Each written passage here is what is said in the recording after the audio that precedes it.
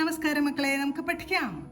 ഇന്ന് നമ്മൾ തായുടെ കൂട്ടക്ഷരം വരുന്ന കുറച്ച് വാചകമാണ് പഠിക്കാൻ പോകുന്നത്. ആദ്യത്തെ വാചകം ഉത്തരം പറയൂ എന്നാണ്. ഉത്തരം പറയൂ. ആദ്യം ഉത്തരം എന്ന വാക്ക് എഴുതാം അല്ലെ. ഉത്തരം.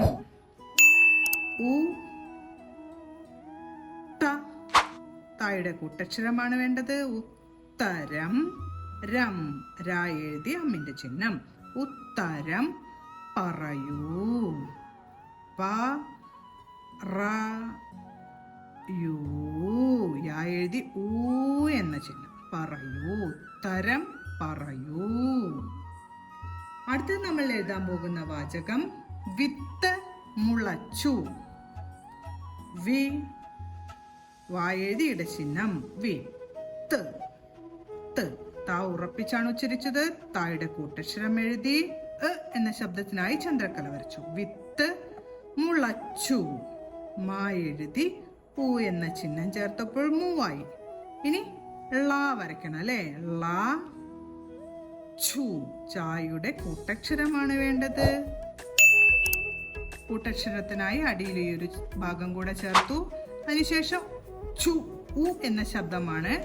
ഊ എന്ന ചിഹ്നവും ചേർത്തു. വിത്ത് മുളച്ചു. അടുത്ത് നമ്മൾ പഠിക്കാൻ പോകുന്ന വാക്ക് പത്ത് തത്ത പറന്ന് വന്നു എന്നാണ്. പത്ത് എന്നാണ് ആദ്യം എഴുതുന്നത്. പത്ത്. പത്ത്. താ ഉറപ്പിച്ചാണ് ഉച്ചരിച്ചത്. തായുടെ കൂട്ടക്ഷരം ചേർത്ത് ചന്ദ്രക്കല ഇട്ടു. പത്ത് തത്ത തത്ത പറന്ന് പറന്ന്. നായുടെ കൂട്ടക്ഷരമാണ് വേണ്ടത്. ചന്ദ്രക്കല ചേർത്ത്. ഒന്ന്. പറന്ന് വന്നു. വന്നു. നാ എഴുതി ഊന്റെ ചിഹ്നം കൂടെ ചേർത്തു. എങ്ങനെ വായിക്കാം? പത്ത് തത്ത പറന്ന് വന്നു. ഇന്ന് നമ്മൾ ത വരുന്ന വാചകങ്ങളാണ് പഠിച്ചത്. ആദ്യത്തെ വാചകം ഉത്തരം പറയൂ. അടുത്തത് വിത്ത് മുളച്ചു. അടുത്ത വാചകം പത്ത് തത്ത പറന്ന് വന്നു. ഓരോ വാചകങ്ങളും പറഞ്ഞുകൊണ്ട് എഴുതി പഠിക്കാൻ ശ്രമിക്കണം. അടുത്ത ക്ലാസ്സിൽ കാണാം. നമസ്കാരം.